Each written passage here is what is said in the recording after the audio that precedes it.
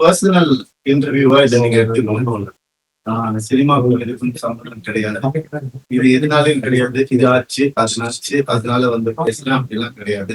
இத்தனை நாள் நான் பேசாம இருந்ததே ரொம்ப முட்டாள்தனமா நான் வந்து ஃபீல் பண்றேன். ஏன்னா ரவிமோகன் ஜெயம் ரவி அவர் ரொம்ப சாஃப்ட். அவர்கிட்ட எது சொன்னாலும் அவர் கேட்டுப்பாரு, புரிஞ்சுப்பாரு, அவர் விட்டு கொடுத்துருவாரு. அதுதான் என் கேரக்டர். அப்படிதான் நான் இருந்துட்டு இருந்தேன். ஆனா சாது நிறங்கள் காடு போட்டாரு.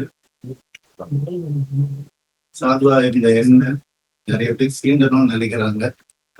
அவங்களுக்கு எல்லாம் நான் ஒண்ணு சொல்லிக்கிறேன். இதுதான் என் ஆபீஸ். கொஞ்சம் வாங்க, மறைமுகமா எதுவும் வேணாம், டைரக்டா வாங்க, டைரக்டா பாத்துக்கலாம். எத்தனை பேர் என்ன கீழே இழுக்கணும்னு நினைச்சாலும் அத்தனை பேருக்கும் இது நான் சினிமா பத்தி பேசுவேன்ல, ஆல்ரெடி சொல்லிட்டேன். பர்சனல் தான். அத்தனை பேருக்கும் நான் ரெடியா இருக்கேன். ஏன்னா எப்பெல்லாம் ஆசைப்படும் போதெல்லாம் பண்ண யூஸ் பண்ணணும்னு நினைச்சவங்க எல்லாரும் இப்ப வாங்க. கராத்தே பாபு மாதிரி தான் நான் பிக்கடிக்கு போறேன். ரெடியா இருக்கிறேன் நான். ஸோ முதல்ல நான் சொல்ல வேண்டியது என்னன்னா, என் படம் இனிமேந்து ஸ்கிரீன்ல ரிலீஸ் ஆகாது. என் டைவர்ஸ் கிடைக்கிற வரைக்கும் நான் நடிக்க போறது கிடையாது. ஏன்னா என்னால் நடிக்கிற முடியல. எனக்கு நடந்த அவமானங்கள், தேவையில்லாத அவமானங்கள் என்னால் தாங்க முடியல. அதனால என் டைவர்ஸ் கிடைக்கிற வரைக்கும், என்னை சீண்டி பார்க்கணும்னு நினைக்கிற வரைக்கும் எல்லாருக்கும் இப்படிதான் இருப்பேன். வாங்க, சீண்டி பாருங்க. இனிமே சாவு கிடையாதுன்னா அதனால என்ன நடக்குதோ பார்த்துக்கலாம். மற்ற விஷயங்கள், என் வேலை விஷயங்கள், அதை எப்படி சரி பண்ணணும் என்னன்றதை நான் பார்த்துப்பேன். இவ்வளவு நாள் என் கூட நின்ன உங்க எல்லாருக்கும் ரொம்ப ரொம்ப நன்றி. என்னைக்கு என் டிவோர்ஸ் கிடைக்குதோ, என்னைக்கு என் பர்சனல் லைஃப் சரியாகுதோ, என்னைக்கு இந்த சைபர் புல்லிங் எல்லாம் நிக்குதோ, எல்லாத்தையும் நான் பார்த்துட்டு தான் இருக்கேன். எல்லாம் எனக்கு வரும். எனக்குன்னு இருக்கிற ஒரு சில டீம் இருக்காங்க. மற்றவங்கள மாதிரி 25 பேர் கொண்ட குழு தான் எனக்கு கிடைக்காது. நான் யாரையும் பர்சனலா யாரையும் நான் சொல்லலை. ஏன்னா இது வந்து மற்ற ஹீரோஸ் இவங்களோ அவங்களோ எதுவுமே கிடையாது. சினிமாக்கு ஒரு சம்பந்தமே கிடையாது. என்னுடைய பர்சனல் லைஃப் 23 வருஷம் ராத்திரி பகலுமா நான் வேலை செஞ்சேன். 95% of my movies are successful. இதெல்லாம் நானே சொல்லிக்கணும்னு நினைக்கும் போது எனக்கு கொஞ்சம் கேவலமா தான் இருக்குது. இருந்தாலும் கேவலப்படுத்துறவங்க முன்னாடி அதை சொல்லிக்காட்டு தப்பே கிடையாது. My achievements I only know. My fans, my true fans. State award இந்த 2வது படத்துல தலைமாமணி என்னென்ன அவார்ட்ஸ் வேணும்னு சொல்லுங்க, எல்லாமே நான் வாங்குவேன். என்னுடைய சொந்த உழைப்புல வாங்கினேன். எங்க அப்பாவும் எங்க அண்ணனும் நடுவுல 4 வருஷம் வேலையே செய்யணும். இதெல்லாம் நான் வந்துட்டு நான் யங் ஏஜ்ல சொல்றேன். எவ்ரி டே காலேஜ் நான் ஷூட்டிங் என் குடும்பத்தை காப்பாற்றிட்டு என் குடும்பம் தான் எனக்கு எல்லாமே. அவங்களை ஏதாவது சொன்னோம் இல்லையா, சீண்டெல்லாம் நினைத்தாலும் நான் சும்மா இருக்க மாட்டேன். என்ன நினைச்சிட்டு இருக்காங்க? சும்மா இருந்துருவான், குவாய்ட்டா இருந்தவன் அவன் எல்லாம் பண்ணிக்கலாம்னு நினைக்கிறாங்க. சொல்லட்டுமா என் நியாயத்தை? இத்தனை நாள் நான் பேசாம இருந்தது என்னோட தப்பு. சரி விட்டுருங்க, போகட்டும், பார்க்கலாம். பொம்பளை இது அது என்னங்க பொம்பளை? என்ன ஆம்பளை பொம்பளை? என்ன ஃபெமினிசம்? ஃபெமினிசம் என்னன்னு தெரியுமா யாருக்காவது? ரேப்புக்கு அகைன்ஸ்டா படம் எடுத்தவன்னா படம் ஓடுமா இல்லையான்னு தெரியாது. இதை எப்படி எடுக்கணும்னு யாருக்கும் தெரியாது. கண்டிப்பா தேவைன்னு சொல்லி அந்த படத்தை நான் எடுத்தேன். கஷ்டப்பட்டு பண்ணதுன்னா, பெண்களுக்கு உரிமை இருக்கணும்னு சொன்னதுன்னா என் படங்கள்ல. என்ன சொல்றீங்களா? பெண்களை பத்தி தெரியாதுன்னு எனக்கு? எங்க அம்மா என்ன அப்படி வளர்க்கல. வேளாண்மை படத்துல நான் சொன்ன டயலாக் எல்லாருக்கும் இன்னைக்கு வரைக்கும் சொல்லிட்டு இருக்காங்க. பெண்கள் மிகப்பெரிய சக்தி, அது தேவையில்லாம வீணடிக்க கூடாதுன்னு நினைக்கிறேன். நான் சொன்னேன். ஏன் 14 வருஷம் இருந்தேன் நானு என்னோட எக்ஸ் லைஃப்ல. அப்பெல்லாம் சொல்லி அவர் கடவுள், அவர் திட்டினதே கிடையாது, நான் தான் திட்டுவேன். எல்லா இன்டர்வியூ இருக்கு, எல்லா எவிடன்ஸும் வருது, நிறைய இருக்கு. 2 வருஷம் நான் குவைட்டா இருந்தது உண்மை ஜெயிக்கணும், சத்தியம் நிலநாட்டணும்ன்ற ஒரே காரணத்துக்காக தான் நான் குவைட்டா இருந்தேன். எல்லாம் வருது. உங்களுக்கு சர்ப்ரைஸ் வெயிட்டிங்ஸ் இல்லதெல்லாம் வெயிட் பண்ணுங்க. கொஞ்சம் எனக்காக பொறுமையா இருங்க. அதான் ஃபெமினிசம். என்ன நினைச்சிட்டு இருக்கீங்க ஃபெமினிசம்னா? நான் அப்ப நானும் ஃபெமினிஸ்ட் தாங்க. எப்படிங்க என் குடும்பத்தையும் நான் அகைன்ஸ்டா எப்படிங்க பேசுவேன்? 14 வருஷம் பேசலையே, பொறுத்துக்கிட்டேனே. என் பிள்ளைங்களை பார்த்து லைஃப்ஸ் ஹாப்பியஸ்ட் டேன்னு நான் ட்வீட் பண்ண அவனும் நானும் சேர்ந்து டிக் படம் நினைக்கும் போது ஏன் பிள்ளைங்க நான் எப்படிங்க விடுவேன்? கேட்டுதான் இருப்பீங்களா? இப்படிதான் 50 லட்சம் ரூபா தெரியுமா? 2 பேர் ஸ்கூல் ஃபீஸ். எத்தனை வருஷம் நான் கட்டி பார்த்துட்டு இருக்கேன். அவங்களுக்கு நல்ல லைஃப் கிடைக்கணும்னு. குழந்தைங்க பத்தி என் பாசத்தை பத்தி பேசாதீங்க. யாருக்கும் எதுவுமே தெரியாது. டெய்லி நைட் உட்காந்து அவன் செஸ் கத்துக்கான். சின்ன பையன் டெய்லி உட்காந்து விளையாடுவான். அவங்க கிட்ட தோத்து போவேன் நான். என்ன சொல்றீங்களா? குழந்தைங்க மேல அனுப்பிங்க பார்க்க விட மாட்டாங்க. போன் கான்ஃபிஸ்கேட் பண்ணி வச்சிருக்காங்க. ஸ்கூலுக்கு பாடி கார்டு அனுப்புறாங்க. என் பசங்க பார்க்கணும் இந்த வீடியோவை. தெரிச்சுதானே ஓடி வந்தேன் நான். அந்த லைஃப் பிடிக்கலன்னு இத்தனை நாள் இருந்தால அப்பெல்லாம் தெரியலையா? அப்பெல்லாம் பாத்துக்கல. எவ்வளவு கோடியில வீடியோ கேளுங்க போய் வெளியில. ஈஸியாரே சொல்லும். யாருக்காக? எல்லாம் அவங்களுக்காக தான் நான் பண்ண. இருக்கும் போது பாத்துக்க முடியலன்னா இல்லாதப்ப மூடிட்டு இருக்கணும். ஒரு குழு அமைச்சு இவங்களை இப்படி காசு கொடுத்து இவங்களா அப்படி எனக்கு தெரியாத அதெல்லாம் பண்றதுக்கு பிறந்து வளர்ந்தவன் சொல்லி கொடுத்தேன் நான் தான். ஏன் தெரியுமா? நான் திரும்பி வந்த 6 மாசம் நான் காணாம போயிருந்தேன். வேணாங்க, வேணாம், தேங்க்யூ. இது ஃபெமினிசம். என்கிட்ட கேக்குறாங்க எப்படி அவன் வரான் பார்த்தல ஷூட்டிங் ப்ரொடியூசர் ஆகினதே நான். என்கிட்ட கேக்குறாங்க யாராவது பாத்துருக்கீங்களா குடும்பமா? ஒரு எக்ஸ் குடும்பம் வந்து இன்டர்வியூல வர்றது யாரா பாத்துருக்கீங்களா? எனக்கே தெரியாது. சர்ப்ரைஸ் தான். வந்து ஏன் மாப்பிள்ள, ஏன் இது, ஏன் அது, எதுக்கு? நான் பாட்டுக்கு தானே இருந்தேன். அப்படியே போயிருக்காங்க. எதுக்கு சுரண்டி ரத்தம் வர்ற அளவுக்கு உயிர் போற அளவுக்கு சுரண்டு நான் என்னென்ன பண்றது சார்? எனக்கு இப்படிலாம் பேச தெரியாதா?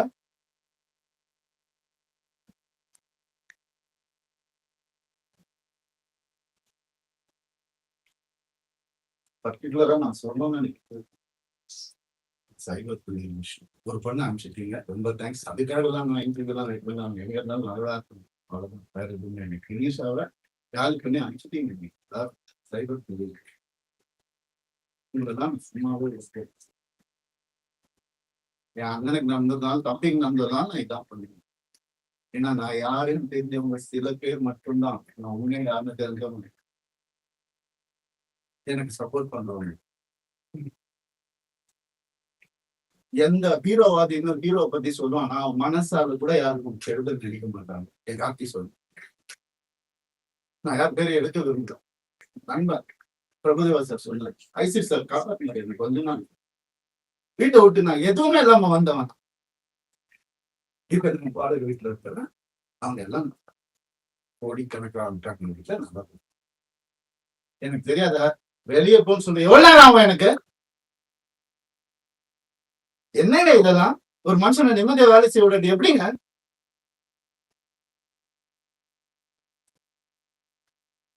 சும்மாவே இருக்கணும். என்ன கிண்டல் பண்ணாலும் ஏன்? ஏன்னா நான் செலிபிரிட்டி இமேஜ் தேவையில்லை. மனுஷன் முதல்ல, நான் ஆம்பளை பொம்பளைலாம் அப்புறம். மனுஷன், ஒரு மனுஷனுக்கு ஒரு கஷ்டம் வரும்போது அப்ப மட்டும்தான் தெரியும் அவங்க கூட யாரு இருப்பாங்க. அப்படின்னு என்ன பண்ணுதாங்க தெரியும். எப்படி வளர்ந்தவங்க தெரியுமா? அவங்க வீடியோ போட்டு அதுல ஒரு சைபர் புள்ளி. ஒரு பொண்ணு என்ன புரிஞ்சுக்கிச்சு. ஏன் பார்க்காத ஹீரோயினாங்க. என் வேலையே அழகான பொண்ணு கூட தான் நடிக்கிறது. அதான் என் வேலையே. எப்படி அழகுல மயங்கி போயிட்டாங்களா? எத்தனை வருஷம் சொல்ல அவங்களுக்கு ஒரு ரீசன் தேவை. எதுக்கு போறான்னு தெரியல. இதை புடி போடு, எவிடன்ஸ் கிரியேட் பண்ணு, இது பண்ணு. இன்வெஸ்டிகேட் ஆபீசரை கூப்பிடு. வரும், எல்லா ப்ரூஃப் வருது, எல்லாம் வரும். ஒவ்வொன்னா வெளியே வரும். அவங்க குடும்பத்தில இருந்தே வரும். அவங்க குடும்பத்திலிருந்தே நிறைய என்கிட்ட கான்டாக்ட். உங்களுக்கு எதாவது வேணும் நான் நான் வந்து பாய புத்திக்கிட்டு வேண்டாம், தேவையில்லை, நான் ஹேண்டில் பண்ணி ஒரு நாள்ல என் நான் முடிச்சு பண்ணு பசங்கன்ற ஒரு காண்ட வாய மூத்து இருந்தாங்க.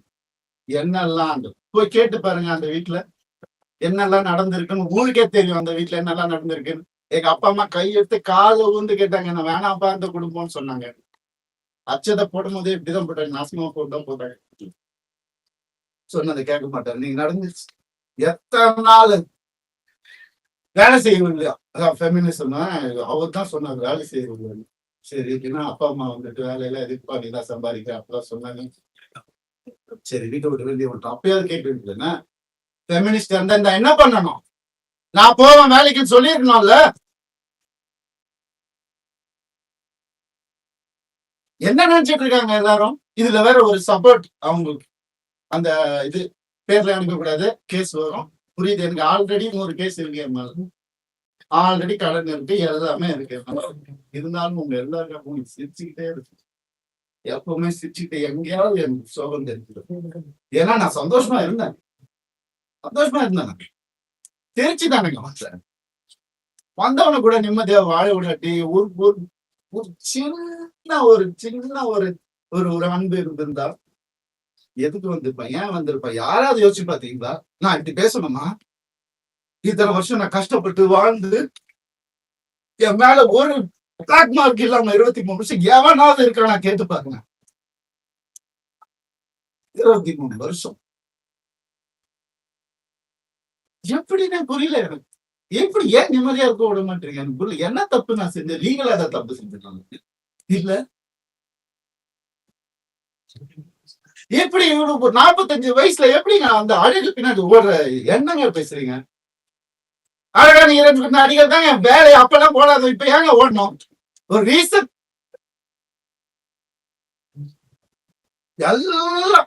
எல்லாத்தையும் கொடுத்துட்டாங்க.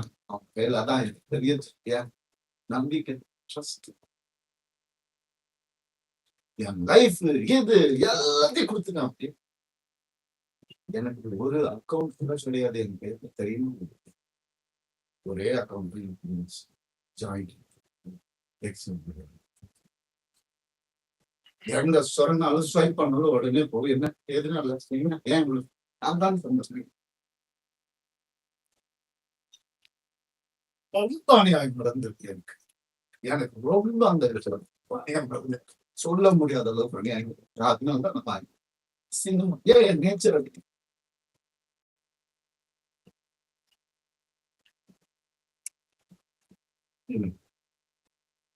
எப்படி வந்து ஒரு ஒரு ஒரு டீம் அமைச்சு ஒருத்தனை எப்படி காதிப்பாங்களா? நான் உயிரோட இருக்கக்கூடாது அவங்களுக்கு. மேக்சிமம் அதுதான் நடந்துரும், கண்டிப்பா நடக்கும்.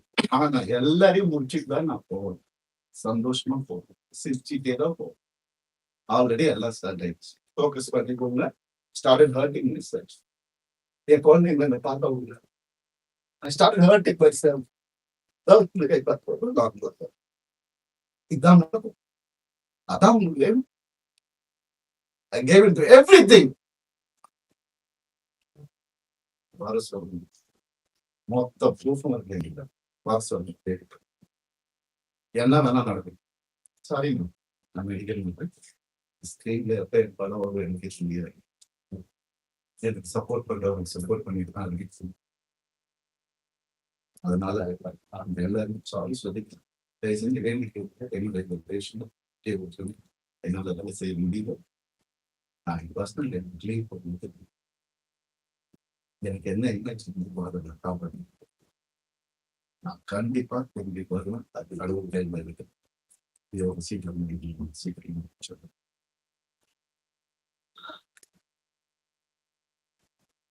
சில விஷயங்கள் சொல்லணும் சொன்னாங்க. இந்த 3 லிட்டர் நடிகை நான் சொன்ன ஆல்ரெடி இதே கேஸ் பேரை சொன்னாங்க. அவங்களும் என் பேரை தெரியாம என்னை வந்து அட்டாக் பண்றாங்க. இட்லி நடிகை அதையும் சொல்லிருப்பாங்க. 3 பேர் ஹீரோஸ் என்கிட்ட, பெரிய ஹீரோஸ். அவங்க ஜென்ரேஷன் சொல்லி குடும்பத்துக்கு எதிர்க்க வந்துருந்தா அசிங்க வார்த்தைகள் சொன்னாங்க. நாசமா போயிருக்கும். 3 பேரோட வாழ்க்கையை கெடுக்கிறதுக்கு ரெடியா இருந்தாங்க. என் லைஃப் பத்தி பேசுங்க. ஆனா வேற ஏதாவது பிரச்சனை வந்து அப்படியே நான் நான் இப்படி ஆயிடுவேன். என்ன பிராமி உனக்கு எல்லாம் ஏதாவது துப்பு இருக்கா என்னை பத்தி பேசுறதுக்கு?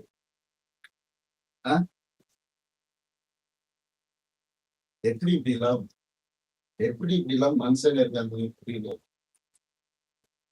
நான் யாரு நீங்க பர்சனல் லெவல்ல டச் பண்ணது என்னோட நல்லா நடிப்பியா நடிச்சுக்கோ. ஐயோ காதல் நானே ஒண்ணு அவார்ட் வாங்குற வாங்கிக்கோ. பர்சனல் லைஃப்ல மனுஷன் இவங்க தப்பான மனுஷன் யாராவது பேசினேன் எனக்கு என்ன அதிகம் இருக்கு பேச. நீ என்ன பெத்தியா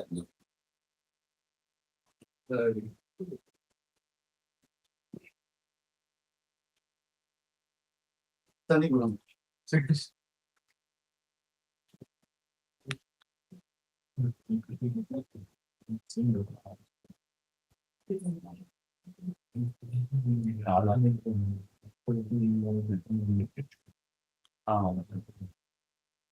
ரத்த வங்கி வந்து பிளாக் மேஜிக் பண்ணி சொல்லிருந்தீங்க.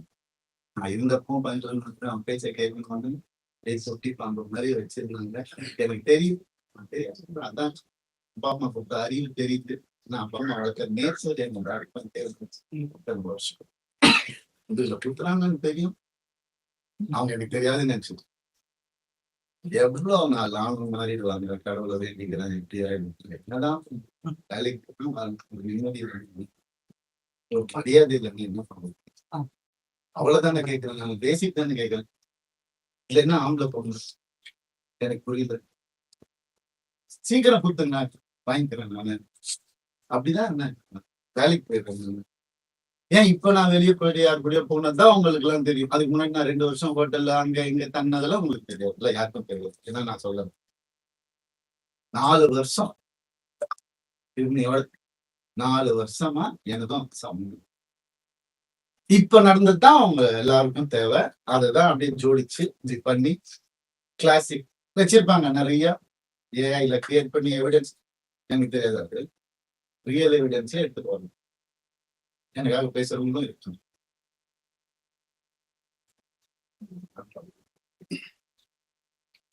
ஒருத்தரோட வாழ்க்கையில விளையாட முடியும், ஒருத்தரோட இமேஜ்ல விளையாட என்ன நடந்துச்சு உங்களுக்கு எப்படி தெரியும்? இப்ப இருந்து பாருங்க 2 நாள் முடியுமா? இல்ல இப்ப இருந்தவங்களுக்கு தானே தெரியும். நீங்க ஏன்லாம் ஏன் பேசுறீங்க? Cyber bullying tricks. உங்களால எத்தனை பேர் செத்து போயிருக்காங்க தெரியுமா உங்களுக்கு? எத்தனை பேர் சூசைட் பண்ணிருக்காங்க தெரியுமா உங்களுக்கு? நான் போயிடுவேன். உங்க எல்லாரும் எடுத்துட்டு தான் போவேன் நானு. குழந்தைங்கள்ல இருந்து டீனேஜர்ஸ்ல இருந்து உங்களால செத்து போயிட்டு இருக்காங்க. சைபர் புல்லிங் வெக்கமா இல்ல உங்களுக்கு எல்லாம்? என்ன நினைச்சிட்டு இருக்கீங்க?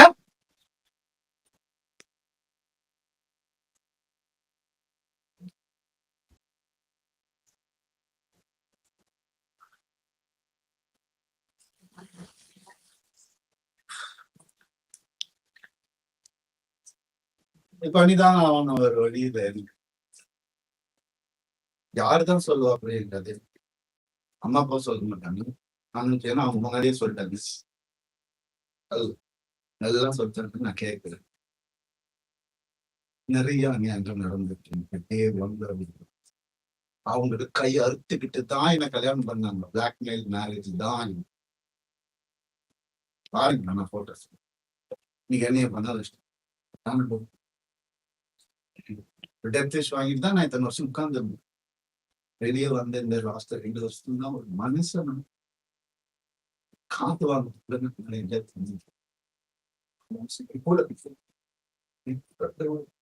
எல்லாருக்கும் இன்னைக்கு யாரெல்லாம் என் கூட இருக்காங்க அதுக்குள்ள 2 வருஷம் கல்யாணம் வீட்டுக்கு இங்க வந்து வீடு கட்டணும், எது கட்டணும், அது இங்க வேலைக்கு போவோம். அங்க ஒரு யாரு காசு கொடுத்தாலும் வாங்கிக்கும். இதுதான் முக்கியம். அதுல இருந்து ஏதோ அவங்க வீட்டோட ப்ரொடக்ஷன் ஒரு படம் முடியறதுக்குள்ளே என்ன படம். அப்ப நான் வெளியே படம் பண்ண தேவையில்லை. கம்பெனி ஆர்டிஸ்ட்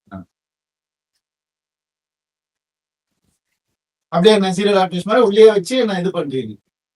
அதுல இருந்து நான் வெளியே வரக்கூடாது. நான் படிச்ச விஸ்காமுக்கும் நான் பார்த்த என்னுடைய ஃபிலிம் ஃபெஸ்டிவல்ஸும் ஒரு 5 ஃபிலிம் ஃபெஸ்டிவல் லைஃப்ல நான் பார்த்துருக்கேன். அந்த நாலேஜ் எல்லாம் வச்சு நான் எதுவும் கிரியேட் பண்ணக்கூடாது. இது டே அடங்கி இப்படியே இருக்கு. அவங்களுக்கு பிடிக்கிற மாதிரி ஆசை கம்யூனிஸ்ட் உங்களுக்கு தெரியும் என்ன நான் படம் நீங்க பண்ணியிருக்கீங்க. சாதாரணமா முடியாது. காசுக்காக பண்ண படங்கள் எதுவுமே இல்லை. இருக்கு சாப்பிடணும்ல பண்ணியிருக்கேன். இருந்தாலும் என் ஓன் இன்ட்ரெஸ்ட்ல எவன் ஜாம்பி படம் பண்றான், எவன் ஸ்பேஸ் படம் இந்தியாவில ஃபர்ஸ்ட் டைம் எவன் பண்றான், எதுக்கு நான் பண்ணணும்? ஓடுமா ஓடாதான் தெரியாது. இருந்தாலும் மெனக்கெட்டு என் ஆடியன்ஸுக்கு நான் நல்ல ப்ராடக்ட் கொடுப்பேன். அது ஒண்ணுதான் எனக்கு தெரியும். அது ஒண்ணுதான் நான் ஃபோக்கஸ் பண்ணது என் லைஃப்ல. ஏன்னா நீங்க போட்ட சாப்பாடு, நீங்க போட்ட பிச்சை,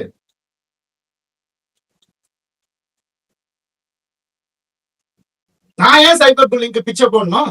அவங்க ஃபாலோவர்ஸை நான் ஏன் டெவலப் பண்ணணும்? நான் பேச மாட்டேன். சிவன் குழந்தைன்னு நான் சொல்லுவேங்க.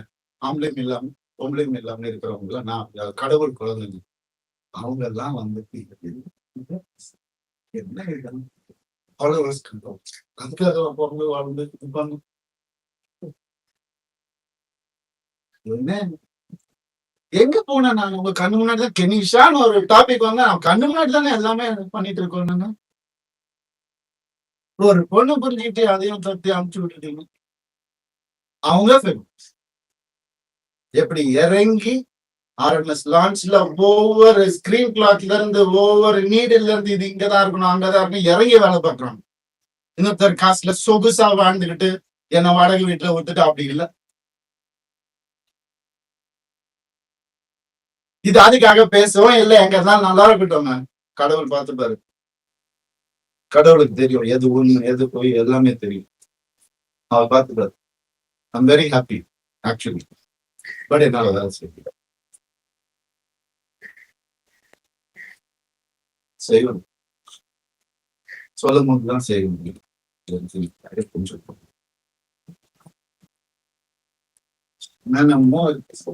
நான் இன்னைக்கு சொல்லலாம்.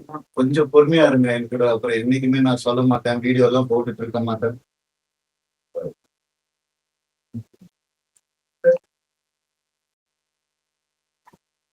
ஒரே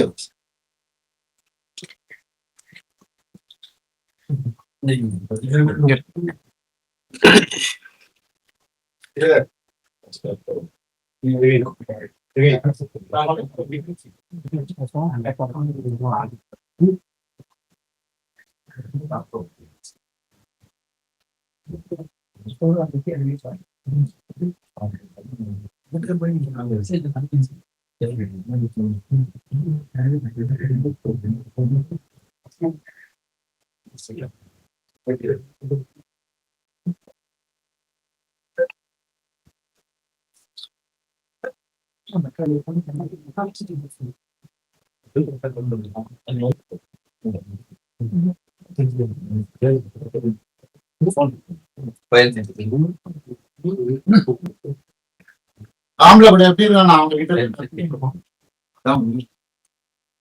இறங்கி வேலை பார்த்து அதெல்லாம் இல்லை. எத்தனை எறும்பு உடஞ்சிருவாங்க எனக்கு.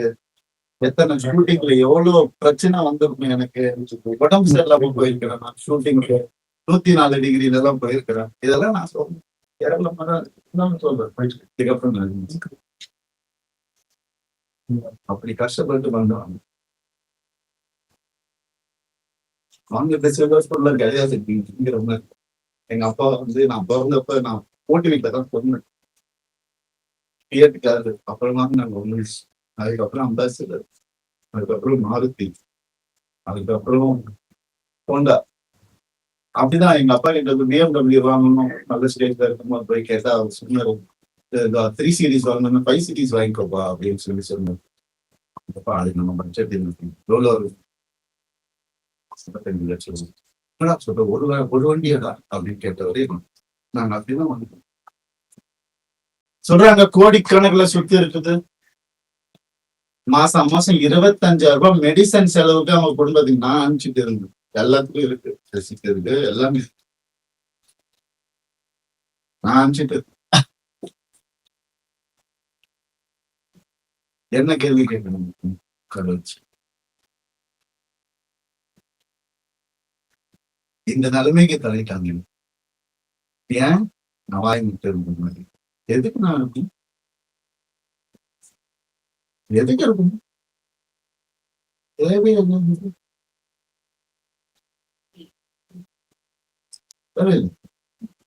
நான் ஏன் சும்மா இருக்கணும் ஒரு ஃபேக் இமேஜ் நினைச்சு நான் சும்மா இமேஜே நான் என்னைக்குமே பார்த்தேன் ஒரு ஹீரோக்கு கூட போட்டி இல்லைங்க எல்லாரையும் சொல்ல இவர் அவர் அவரு இவர் இவர் அவரு நான் அதெல்லாம் சரியா பண்ணிட்டு வித் 95% சக்சஸ்